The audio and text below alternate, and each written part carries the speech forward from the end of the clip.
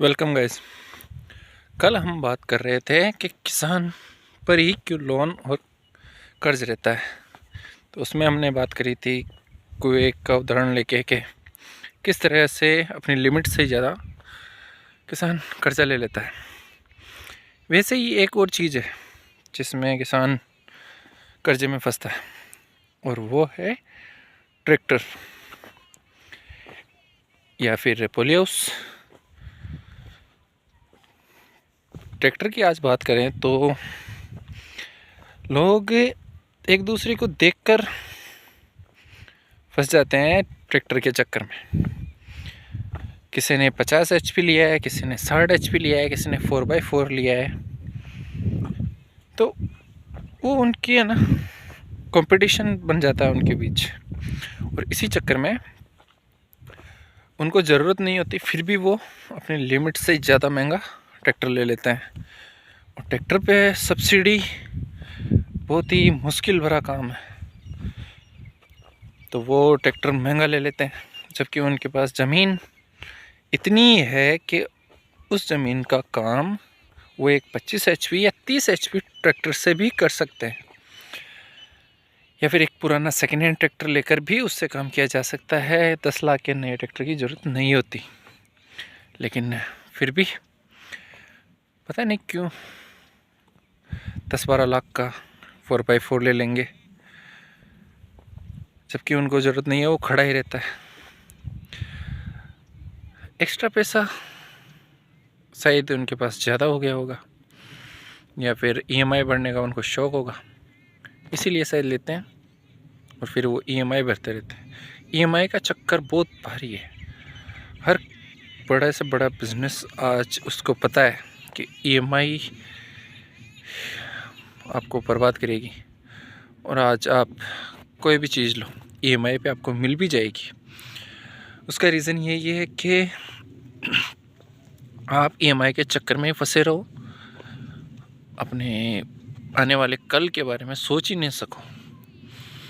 क्योंकि अगर EMI का चक्कर से आप बच गए तो समझ लो आप सफल हो गए, क्योंकि EMI का चक्कर बहुत भारी है लाले।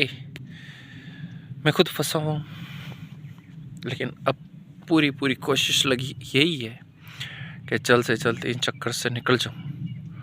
तो EMI के चक्कर में मत फंसो। हाँ, अगर आपको ज़रूरत है, आपके पास इतनी ज़मीन है कि आपको सच में 60 से 70 HP या 50 HP प्लस ट्रैक्टर की ज़रूरत है, तभी लो, वरना मत लो।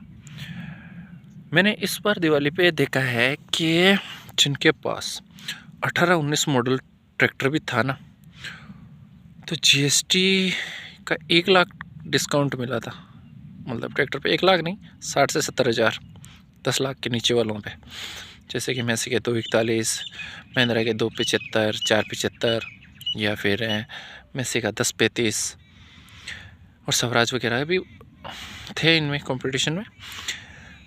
इस बार दिवाली पे ये देखने को मिला कि 18, 19, 20, 21 मॉडल ट्रैक्टर को भी लोगों ने सस्ते में बेचा है,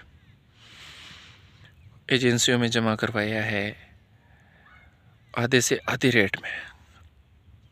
अब आप सोच लो, 15 मॉडल ट्रैक्टर है, उसको लोगों ने 1.5 लाख में कंपनी में जमा करवा दिया, और अब वो 8 लाख का 241 नया लेके आ गए, जबकि काम वो भी कर सकता था वही जो आज वाला करेगा। मेरे पास भी यही ऑफ़र था कि एक बेहतरीन ट्रैक्टर लूँ, लेकिन मुझे लगा कि 10 एकड़ में एक नया 241 8 लाख का ट्रैक्टर लेना, जिसकी सालाना EMI मुझे पड़ेगी लगभग 1 लाख रुपए, 1 लाख प्लस, मतलब 1,30,000 के समथिंग में, तो क्या लेना वो सही होगा? तो मेरे कैलकुलेशन में वो बिल्कुल नया ट्रैक्टर फिट नहीं बैठ रहा। तो मैंने क्या किया, सबसे पुराने से पुराना ट्रैक्टर ढूंढा कि जो शुरुआती स्टेज के थे उन ट्रैक्टरों में जाते हैं, क्या वो काम करेंगे। फिर मुझे ढूंढते ढूंढते मिला एक अच्छी कंडीशन का 1984 मॉडल। सोच लो कितना पुराना, 40-42 साल पुराना ट्रैक्टर। क्योंकि लोगों को समझाने से पहले खुद उस पर काम करना पड़ेगा। तो मैंने 1984 मॉडल लिया 2 साल पहले, उसमें मैंने एक पैसा नहीं लगाया। स्टॉक इंजन है, लिफ्ट वगैरह काम करती है उसकी। उसके पावर मैंने टेस्ट किया, न्यू 1035 से प्लस पावर निकालता है, माइलेज नए वाले से ज़्यादा देता है, पार्ट्स आसानी से मिल जाते हैं। तो नए ट्रैक्टर की ज़रूरत क्या है। और वो मिला मुझे सिर्फ और सिर्फ 80,000 में।